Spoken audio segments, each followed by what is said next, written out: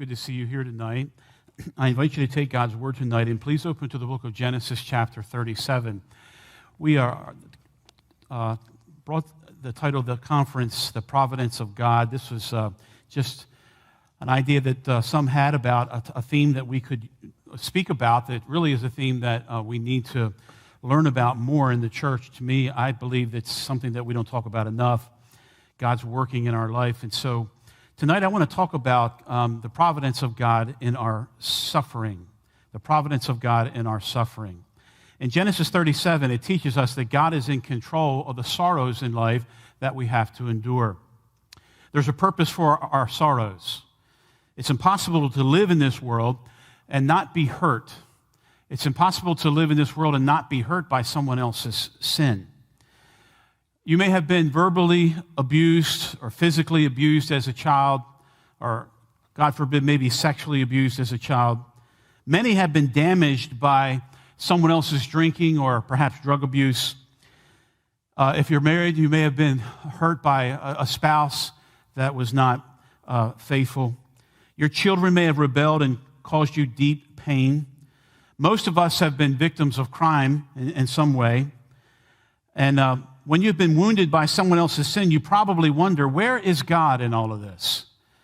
If God is all powerful and loving, then why is he allowing me to have to go through this ordeal? Why is there sins against me? If he's in control, why do wicked men seem to literally get away with murder? If God is sovereign, why the sorrow in my life? Now, Joseph could have asked this question. Due to his brother's sin, he was thrown into a pit, and from there, things didn't get better for him. His brothers didn't kill him as they originally planned, but they did sell him. 17 years old, they sold him into slavery in a foreign land. And as Joseph was in that caravan making his way south towards Egypt, perhaps he passed by his home in Hebron, and maybe at that time he was overwhelmed with grief and loneliness and wondered if he would ever see his father again. He had to wrestle with fear and anger and feelings of rejection for what his brothers had done to him. And he may have even wondered, if God is sovereign, why am I going through this? Why am I in the pits? Why am I being sold as a slave? Now, what's interesting is you look in Genesis 37 that God is not mentioned at all in chapter 37. Now, a skeptic might say, see, God isn't there when you need him. We don't see God's name at all mentioned in this whole chapter. If he cared about you, he would stop sinful men from carrying out their terrible plans, a skeptic might say. You know, we don't see God in this chapter. If God is so powerful, he would stop all these things from happening like they did to Joseph. But even though God is not mentioned by name in Genesis 37, his sovereignty and providence runs like a strong river through this chapter. And it carries even the sinful plans of men downstream in his overall purpose. Even though Joseph's brothers did what they wanted to do, what they didn't realize is that what they did of their own free choice didn't thwart the purpose of God, but actually it accomplished the purpose of God. Now, before we talk about providence here, we have to get a definition of what is sovereignty and what is providence. Sovereignty and providence go hand in hand. We could say that they're two sides of the same coin. When we talk about sovereignty, what we mean is that basically it contains three ideas. God is over everything. That is ownership. We think about the idea of ownership. He owns it all. We think about authority. He's in an authority over all. And then also we think of the idea of control. God created it all. He owns it all. He is over all, and he controls it all. The Bible says in Psalm 135, verse 5, I know that the Lord is great. And verse 6, whatever the Lord pleases, he does, in heaven and on earth and in the seas and in all the deeps. God does whatever he wants, the psalmist says. He owns it all. He does whatever he wants. Psalm 115, verse 3, again, our God is in the heaven. He does all that he pleases. That's sovereignty. He's in the heavens. He owns it all. He does whatever he pleases.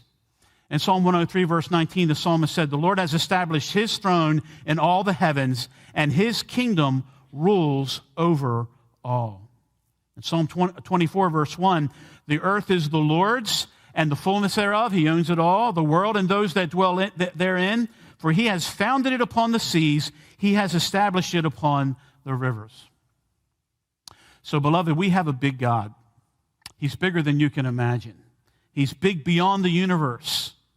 And this God is in complete control. He not only controls the movement of the galaxies and the stars, he also is in control of your life. This means that when you look around and get the very strong sense that the world and our lives are out of control, we're wrong. It's not. When we look at events in our life and it seems like everything has jumped off track, that everything is going wrong, that we're headed over the cliff, they're not. Everything is moving according to God's plan. Everything is moving according to God's schedule, according to his divine purpose and plan. That's the sovereignty of God. Now, what is providence? Providence is the idea that God executes his plan. His sovereignty makes the plan, and his providence executes the plan that he makes. He has a plan, and he has the power to execute that plan. That's what we mean when we talk about providence. Again, Isaiah 46, verse 9, remember the former things of old, for I am God, and there is none other. I am God, and there is none like me, declaring the end from the beginning, from the ancient times, things not yet done, saying, listen to this, my counsel shall stand, and I will accomplish all my purpose. That's the providence of God. God will accomplish all his purpose. Have you ever heard the saying, the devil's in the details? That's absolutely incorrect. God is in the details. God is in the details of your life. Isaiah 25, verse 1, O Lord, you are my God. I will exalt you. I will praise you, for you have done wonderful things, plans formed of old, faithful and sure. God, what you've done in my life, these are the things that you planned of old, and these things are faithful and they are sure. The Bible says in Proverbs 16, verse 9, the heart of a man plans his way, but the Lord establishes his steps. You can go ahead and plan whatever plan you want, but just recognize this, God is the one who's going to establish your steps. Proverbs 19, verse 21, many are the plans in the mind of a man, but it is the purpose of the Lord that will stand. Again, you can make your plans, and that's okay to do that. We find planning in the Bible. Paul makes missionary plans and so on. It's okay to do that, but you need to understand that, like James said, if the Lord wills, we'll do this or that, because it's his purpose that will stand. Jesus said it like this in Matthew 10:28, the very hairs of our head are numbered. And that's not hyperbole. Each hair is important to God. And the idea that Jesus was teaching there is that nothing in your life is left to chance. There's no such thing as chance or luck or coincidence. You've heard me say before, there are no accidents, only acts of providence. God is a micromanager. God's sovereignty plans your life to the very detail, and his providence carries out that plan. Job said it like this in Job 24, verse 14. He performs what is appointed for me. He performs what is appointed for me. John Murray summed it up well when he said this. He wrote, quote, the plan of God is perfect. The plan of God is exhaustive. The plan of God is for my ultimate good. The plan of God is secret. God hides it from me until it happens. I discover it day by day as it unfolds, end quote. That's why sometimes the best way to understand God's providence is by looking backwards, not necessarily forwards. We can look back and see and say, okay, I can see now God's providence in my life in that. It was John Flavel, the Puritan, who said to his congregation in England many hundreds of years ago, he said, some providence of God, like Hebrew letters, are understood backwards. You know, you understand you read Hebrew the opposite way? John Flavel said that's the way you look at providence. You look at it backwards. Now, as far as Joseph is concerned, his life didn't really make sense until at the end of his life, he was able to look back over it, and he could see the sorrows that he had to endure. And yet in all those dark providences, Joseph could say, you may have meant this for evil against me, but God meant this for good, to bring about that many people should be kept alive as they are today. Providence then means that what God creates, he continually sustains and provides for, and nothing, great or small, is outside of his absolute control. He is king, he has a plan, he sustains and works out that plan in your life and in mine. Now, with all that in mind, we see here in Genesis 37 something happening in the life of Joseph that we would look from a human standpoint and say, boy, this is not good. But the basis for seeing what's going on here in Genesis 37 is really to go all the way back to Genesis 15. And you might remember that in Genesis 15, God was making a covenant with Abraham. He was making a promise. And this is what God said to him. You remember that God caused Abraham to fall under a deep sleep. And the Bible says that while the sun was going down and a deep sleep fell upon Abram, in verse 13 it says, and he said unto Abram, this is God speaking, he said, know of a surety that thy seed shall be a stranger in a land that is not theirs, and shall serve them, and they shall afflict them 400 years. And also that nation whom they shall serve will I judge, and afterward they will come out with great substance. Here's God telling Abram what's going to happen many, many years in the future. Abram, your seed, your family, they're going to go and live in a foreign land, a land that is not theirs. They'll be strangers in that land, and they'll become slaves in that land, and they'll serve there. But don't worry, I'm going to bring them back out. I'm going to do great things and bring them back out, and I'm going to make a nation of them there. I'm going to judge that nation that they're in, and I'm going to bring them out. They're going to be there for 400 years. But when they come out, I'm going to bless them. I'm going to give them great substance. Here's God outlining the plan for the nation of Israel many, many years earlier. So the question that we ask is, God, how are you going to do that? How are you going to get the family of Abram and Jacob at this time down to Egypt? God had all this planned out. In fact, Genesis chapter 38 reveals why God wanted to get his people down to Egypt, because in Genesis 38, what you see is that Jacob's family is being corrupted by the Canaanites. And so God needed to get them down to Egypt, where they would become slaves for 400 years. But this would solidify this people under God and prepare them to be his nation and bring them out, and they would conquer Canaan when the time was right for God's judgment on that country. But the point is clear. God was sovereignly orchestrating all these events according to his eternal plan. And so now God, his sovereignty planned this, but now God's providence has to put it into effect. And this is what we see here in Genesis chapter 37. Genesis 37 is a story of evil. Genesis chapter 37 is a story of sin in a family. We see hatred here. We see envy. We see violence here. We see deception. But we also see that God works all of these things together for good, for an overall good purpose. The life of Joseph is a perfect illustration of Romans 8:28. Now, someone might raise the question, but doesn't that make God responsible for man's sin? I mean, if Genesis 37 is God putting into his plan into effect, it's God's providence to put in his sovereign plan in effect, and it's all about bad things that happen, doesn't that make God responsible for man's sin? And the biblical answer is clearly no. No.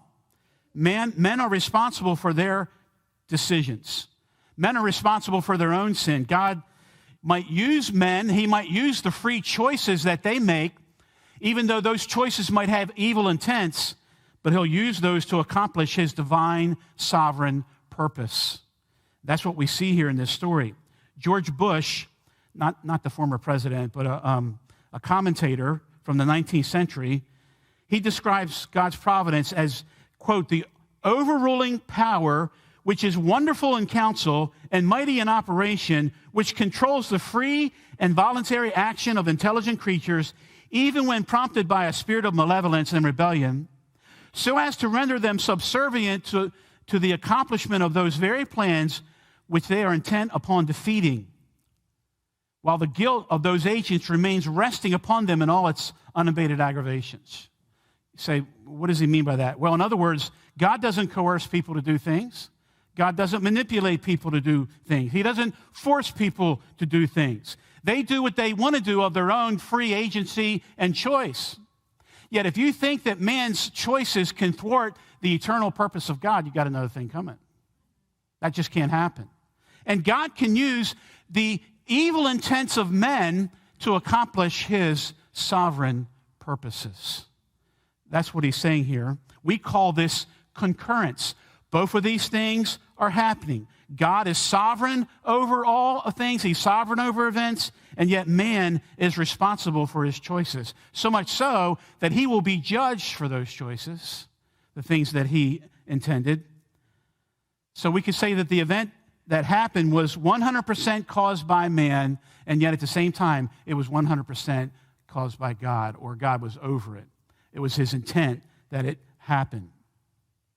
Now, if it boggles your mind as to how God can grant man freedom of choice and yet turn man's sin so that it accomplishes the very thing they were trying to thwart, then you can join the Apostle Paul, who exclaimed, "Oh, the depth of the riches, both of the wisdom and knowledge of God, how unsearchable are his ways, his judgments are past finding out." The bottom line of this marvelous story in Genesis 37 is simply this: since God is sovereign over all, we can trust him even when things seem to be going against us. Even when things are not going our way, we can still trust in God. So notice 6 lessons I see here. We're talking about God's providence in our sufferings. We'll see Joseph suffer here, and yet we'll also see God's providence over all of that. But God is sovereign. One lesson I see here is God's sovereign over the parental mistakes we have to endure. Look in Genesis chapter 37 and look at verse number 3. Now Israel loved Joseph more than all his children because he was the son of his old age, and he made him a coat of many colors. And when his brethren saw their father loved him more than all his brethren, they hated him and could not speak peaceably unto him. Let's face it, none of us had perfect parents. Many times we have to pay for some of the mistakes that our parents made with us. Jacob was not the world's greatest father, if you read about it in Genesis. He made a lot of mistakes with his family. He was married to more than one woman at the same time. He allowed his wives to engage in a war over who could have the most children, thus creating a climate of rivalry in the family. He had a daughter, Dinah, and he let her mingle with the pagans in Shechem, and then she was later raped. And then his sons got up to do something about that. They went to that place basically and just committed, you could even say genocide. They just killed so many people. And Jacob did nothing about it. There's a lot of things we could catalog about Jacob, a lot of mistakes he made as a parent. But here's one. He makes a mistake by showing favoritism to Joseph. He loved Joseph more than all of the others. And he didn't have to announce that. They could see it very clearly. How could they see it? Well, he made for Joseph a coat of many colors. And that coat may have demonstrated the fact that he was appointing Joseph to be heir over all of what he had, that he was setting him apart to receive the birthright and perhaps a double portion of the inheritance. And so he would be treated like the firstborn. Reuben, after all, forfeited that privilege through his own sin. And so Jacob, I think, is placing Joseph in charge of all the brothers. And Joseph was going to act as the firstborn. And because of that, he had responsibility to make sure that the other brothers acted right. And it says in verse 2 that he brought an evil report against his brothers. And so in verse number 2. And so by favoring Joseph and setting him over the other sons, Jacob was provoking this hatred, this rivalry among all of the brothers. Now, you also have to remember that Joseph's brothers, they were bullies. And you would say they were more than that. They were murderers. They went out and they committed terrible murder. These are guys that you don't want to mess with. all right? These are not the typical big brothers. These guys are murderous in their intentions. And Jacob obviously was blind to all that. He couldn't see it. And so one day he sends Joseph out to check on his brothers. You know, these bunch of rowdy guys. They don't fear God. They're just like all the Canaanites around them. But Joseph is this good kid, this obedient, responsible son who loved the Lord. And Joseph's brothers hated him. Look at verse number 4, where it says, "And when his brethren saw that their father loved him more than all his brethren, they hated him and could not speak peaceably unto him." That is, we could translate that, they could not so much as greet him. They could not abide in his friendly speech. They rejected every attempt by Joseph to try to be friendly. They loathed his presence. And Jacob seems to be strangely blinded to the hatred which his favoritism has provoked among his sons. And this is easy for a parent to do. Parents, we need to be careful that we don't show favoritism, that we love each child for who they are. But the point is this: even when parents make mistakes, God is still sovereign. Jacob was responsible for his foolish mistake, but God was still in control. Again, maybe I'm talking to someone here tonight, your parents did or are doing some things that are foolish towards you. You can get mad, you can get bitter, or you can even blame God. You can blame God for the fact that they didn't protect you from all the things around you, that maybe some of those things damaged your life because they were passive parents. Or you can trust that God has sovereignly put you in that family. Even though you don't understand everything that happened to you, you can give him thanks, knowing that all things will work together for good. You can ask God to take away that bitterness that you might have against perhaps the foolish mistakes that they made. But here's another thing we see here. God is sovereign over the foolish things that we do. Now, the situation for Joseph gets worse because look down at verse number 5. "And Joseph dreamed a dream, and he told it his brethren, and they hated him yet the more." You thought already they hated him to the limit, but here they end up hating him even more. Verse 6, "And he said unto them, Hear, I pray you, this dream which I have dreamed. For behold, we were binding sheaves in the field, and lo, my sheaf arose, and also stood upright, and behold, your sheaves stood round about, and made obeisance to my sheaf. And his brethren said to him, Shalt thou indeed reign over us? Shalt thou indeed have dominion over us? And they hated him yet the more for his dreams and for his words." Listen, if you're a younger brother in a family and you have a dream that you're going to rule over your other brothers, I recommend you not tell them that. They're not going to take kindly to that. Especially these kind of guys here. These brutal, brutal guys. And he wasn't done with that. He had another dream.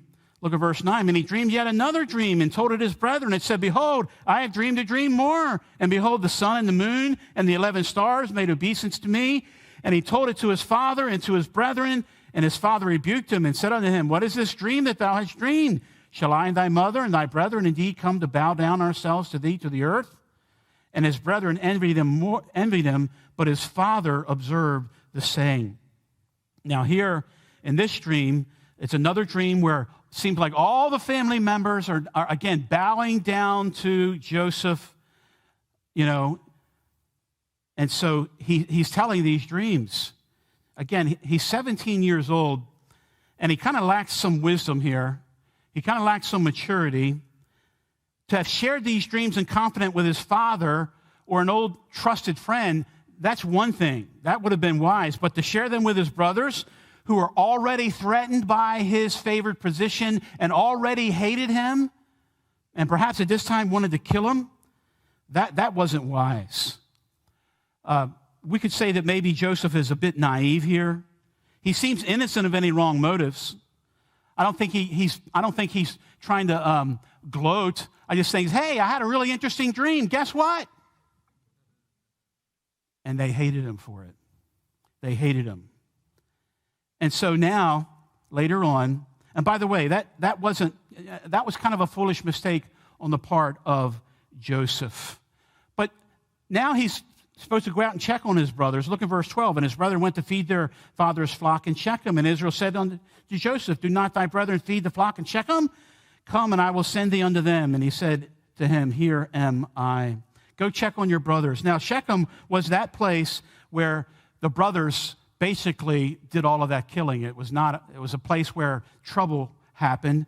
And so perhaps Jacob is worried about that. So he says, go check on your brothers, watch over them, see what's going on. And again, this was not smart. The fact that he went out there and he was wearing the coat that they hated so very much. Probably should have left that coat at home. They saw him coming, and they weren't glad to see him coming. They hated the fact that he was coming. So he does some foolish things. He makes some mistakes, maybe out of naivety, maybe just innocence, but he made some mistakes. But you know what? God is still sovereign, even though at times we make mistakes, even though we do foolish things. These things were necessary for God to fulfill his plan to make Israel a nation. Did you know that the great missionary David Brainerd, I don't know if you ever heard of David Brainerd, one of the greatest missionaries in America, missionary to the Indians, his book, The Life of David Brainerd, is one of the books that's inspired so many missionaries. But when he was a young man, did you know that he was expelled from Yale for saying some foolish things? There was a revival going on there at Yale. Students were really getting right with God. But there were some of those students who looked at some of the professors there and said, you know what? These professors are not very spiritual. And on one occasion, David Brainerd was overheard talking about one professor, that he has no more grace than this chair over here. Grace meaning, saved. I don't think this man's any more saved than this chair right here. Well, you probably shouldn't have said that. Shouldn't have said it out loud. You may have thought it, and it was overheard, and they wanted to make an example of that kind of talk. And so David Brainerd was expelled from Yale. And because of that, his entire life was changed. Total direction of it changed. He wanted to pastor a church in a small town, but at that time, you could not be a pastor unless you graduated from Yale, Harvard, or a European university.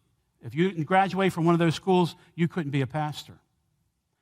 Now, there were some men that loved David Brainerd, and they began to plead for his cause, but they would not hear it. He was expelled. That was it. It was over.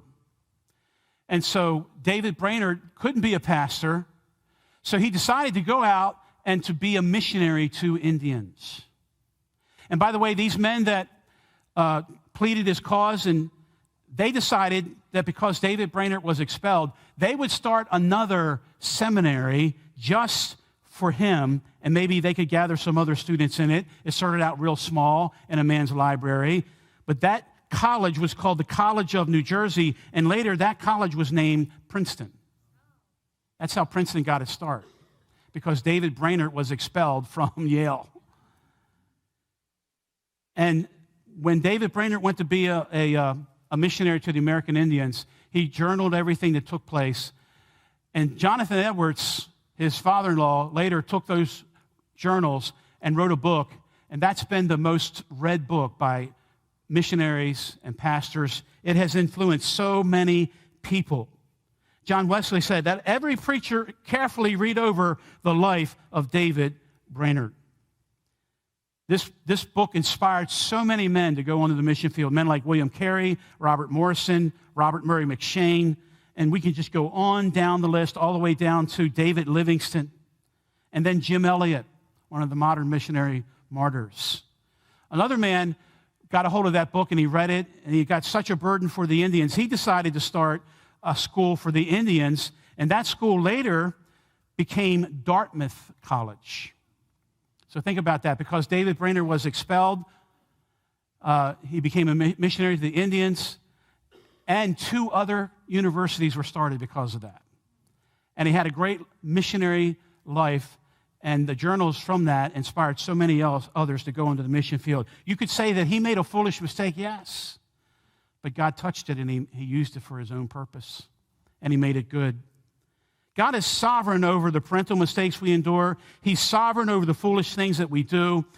He's sovereign over the incidental people that we meet. You know, the thing about this story here that's always fascinated me is the man that Joseph met when he went to Shechem to check on his brothers. Look at verse number 12. Or excuse me, drop down to verse number 15.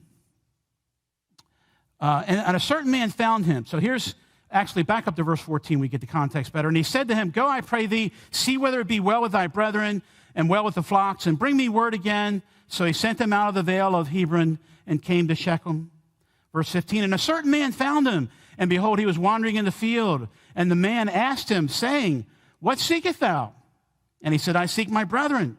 Tell me, I pray, whether they feed their flocks. And the man said, they are departed hence.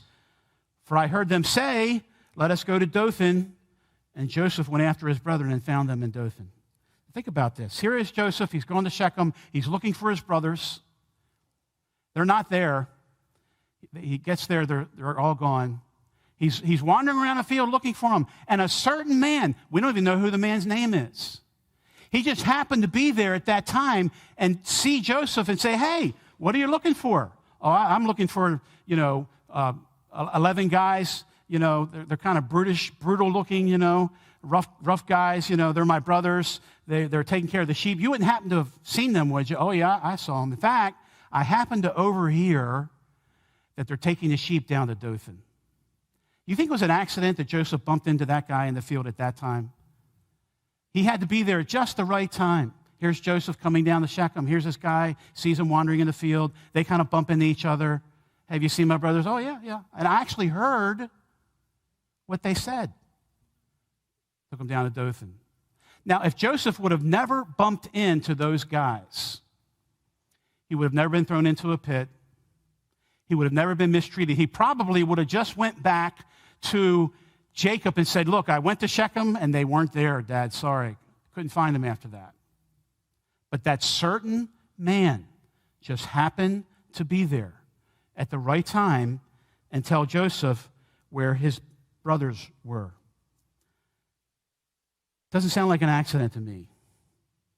Had that man not been there, again, Joseph would have never been sold into slavery to Egypt. All these details had to line up.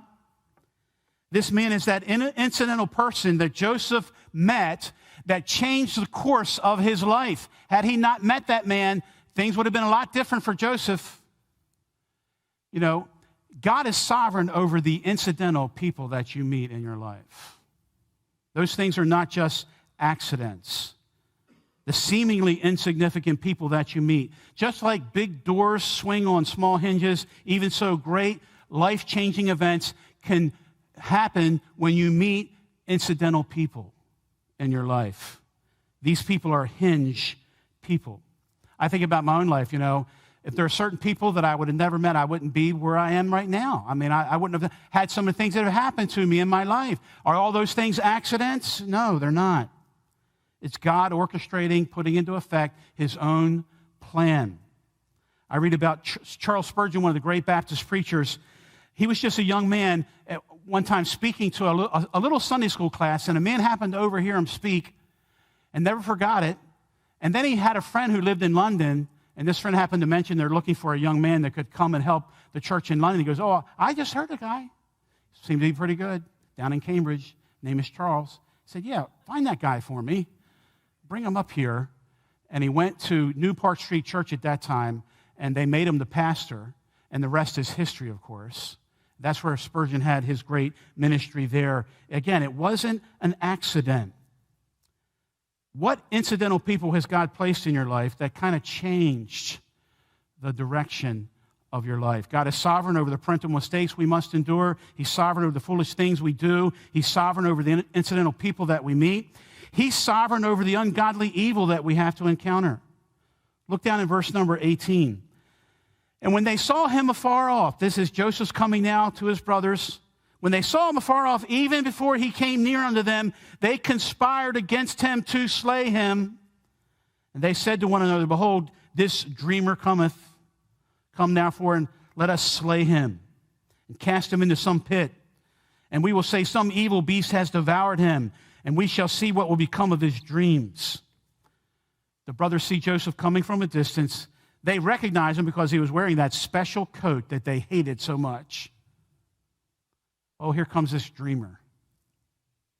And they plotted to kill him and to throw him into a pit. The pit here is actually a cistern. Archaeologists find a lot of these over in Israel. They're kind of like a hole in the ground like a well, but they're bottle-shaped. They kind of widen out below. They can be anywhere from 6 feet to 20 feet deep. And when there's no water in it, when it's dried out, it's a perfect dungeon.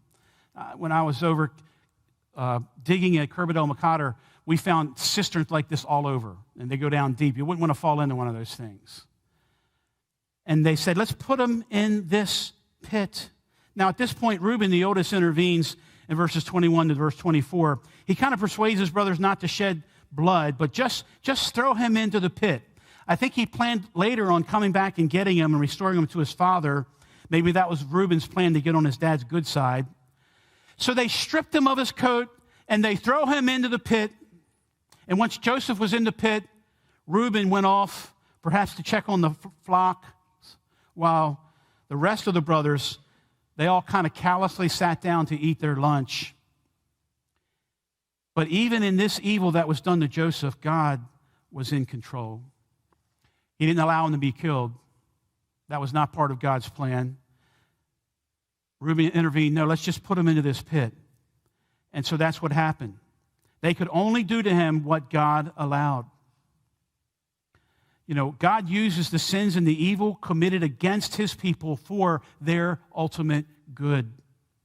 We have all, again, at times been the victim of maybe a person's malicious behavior towards us. And you know what? We don't even know the evil that God has protected us from at times in our life. But God uses things, those evil things, to accomplish his purpose. Think about everything that happened to the Apostle Paul. Think about how he catalogs all the evil against him. Every time people, try to ruin Paul. In the Corinthian church, where he was in prison, people were speaking against him. And yet Paul realized that all these things were really just a way of refining him and helping to sanctify him. Think of the Lord Jesus. Think about the evil done to Jesus. I would propose to you that the most evil sin ever committed was the crucifixion of the innocent Son of God, Jesus Christ. That was the worst thing ever committed, worst sin ever committed against a person. And yet, out of the worst, most heinous sin ever committed became the greatest blessing to all mankind. Because Jesus was crucified, we now have salvation. We now are freed from sin through Jesus Christ. And on we can go. All these things that happened. One person wrote this, the English divine Henry Law. He said, quote, "He moves the ever-moving wheels of circumstances. No sparrow falls, no leaf decays, but in accordance with his ordering mind. He wills and things occur. Chance is a figment of a dreaming pillow. It never was, it never can be. Thus, to the child of God, there is no trifle or unimportant event. Momentous issues often hang on rapid words or on sudden looks or on unintended steps." And so, God is sovereign over even the ungodly evil we have to encounter. But then, number 5, God is sovereign over the changed plans that we experience. Look down at verse number 25. Here's the brothers, and they sat down to eat bread, and they lifted up their eyes and looked, and behold, a company of Ishmaelites came from Gilead, and their camels bearing spicery and balm and myrrh, and going to carry it down to Egypt. And Judah said unto his brethren, "What profit is if we slay our brother and conceal his blood? Come and let us sell him to the Ishmaelites. Let not our hand be upon him, for he is our brother and our flesh." And his brethren were content. All of a sudden, Judah's acting a little bit righteous now. Oh, let's not kill him. I got a better idea. We can make money off of them. These Midianites are just passing by as they're sitting there eating their lunch. They're traveling south to Egypt. Remember what God's plan was? To bring the family of Jacob down to Egypt. All this had to happen. These merchants are not traveling north. They're not traveling east. They're not traveling another direction. They're traveling down south to Egypt. And then Judah has this idea, let's sell them to these traders. That way they won't have the guilt of killing their brother, and we can make a little money on the side, he says. That's the plan. Strikes everyone as a great idea. Isn't it amazing how sometimes people can salve their consciences against some terrible sin by rationalizing and saying, well, it's not as bad as it could have been. I mean, at least we're not killing them. We might be selling them off, but at least we're not murdering them. You can hear them saying, it'll be better for Joseph. It'll be better for us. Meanwhile, Reuben comes back to the pit and doesn't find him there. He kind of panics a little bit until he realizes what happens. But all of this was a change in plans. A sudden change in plans. Have you ever experienced in your life a sudden change of plan? Something that, it looked like this was going to happen, and all of a sudden at the last minute, boom, it just fell through. Plans changed. It didn't happen. Ever cause you to wonder why? Again, many are the plans in the mind of a man, but it's the purpose of the Lord that will stand. I remember one time I was candidating in a church up in New Hampshire. Large church. This was years ago. They flew me there several times to preach. One of the few times I flew first class. This all looked good. Big church, wonderful opportunity. They were ready to vote. Everybody was all for it. They were going to do it. But then suddenly the door just shut. Just shut. Couldn't understand why not. I mean, we were ready to go. It looked like everything was going to happen. And then suddenly at the last minute, one person blocked that thing from happening, and it didn't happen. I was left very disappointed. But you know what? God, it was not his purpose for me to go there. Had I gone there, I might be a New York Yankee fan. I'm an Oriole fan, beloved. No, I'm kidding. But it just happens. God is in control of the sudden changes and plans that we might experience.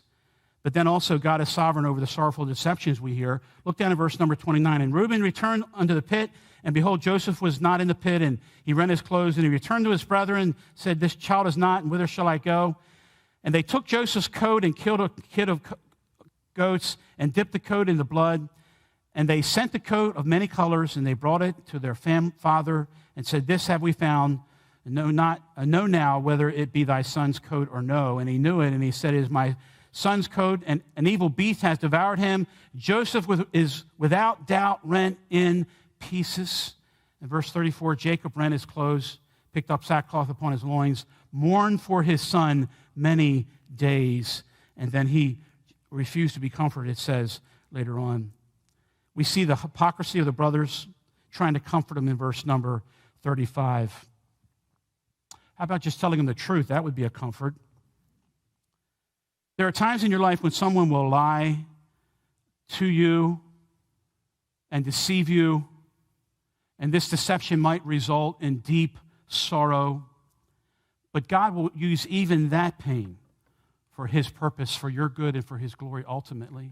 God can use even that. The mistakes that others make against you, the deceptions that others do to you.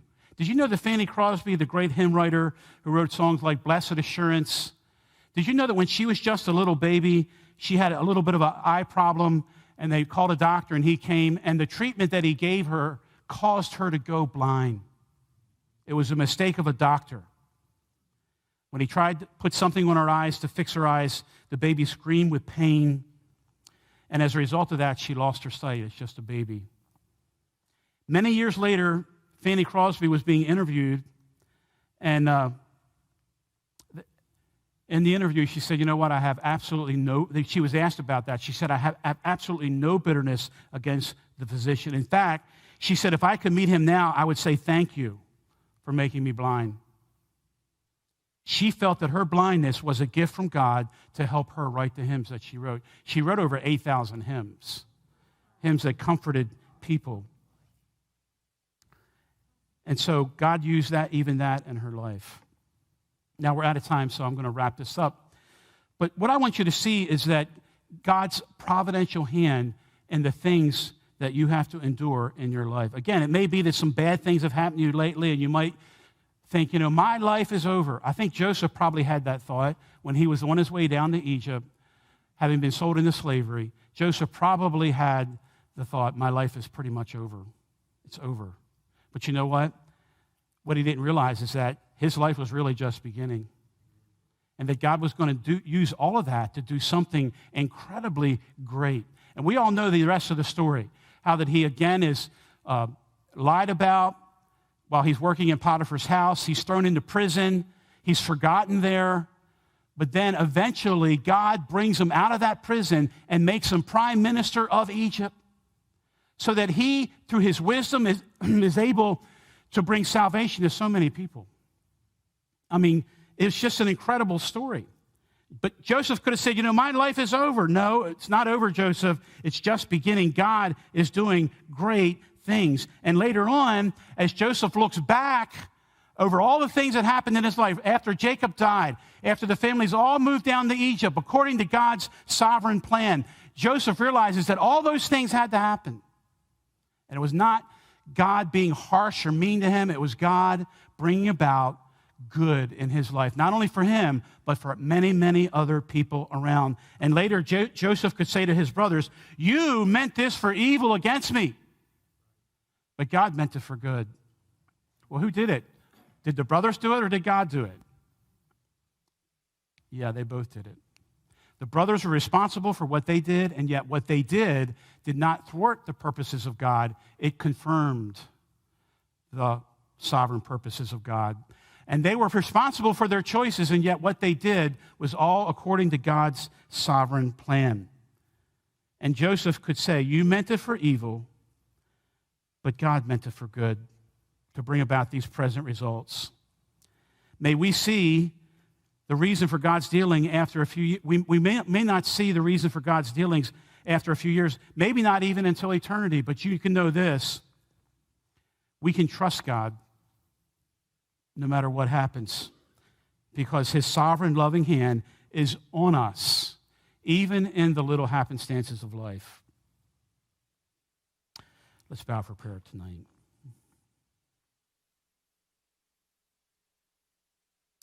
Just take a moment and think about your life. Think about God's providence in your life. We can think about delightful providences. We can also think about dark providences. Some of those things, we may not understand why right now, why they happen, but we can know this. God works all things together for good to those that love God, to those that are called according to his purpose. He'll work it all out for good. He'll touch it and he'll turn it to gold. That's the promise of God's providence for us. Promise of his providence.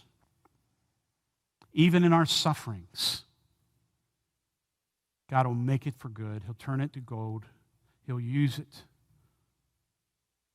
Father, thank you for this truth. May it uphold us and carry us through the difficult times that we sometimes face here in this life. To know, Lord, that you are in control. And when it seems like that others are in control of our life, we can know that the heart of the king is in the hand of the Lord, and Lord, you turn it whatever way you want. That no one can make a decision about our life that is out of harmony with what your will and plan is for us. That, Lord, you're the one who's ultimately in control of the circumstances, the events that take place in our life.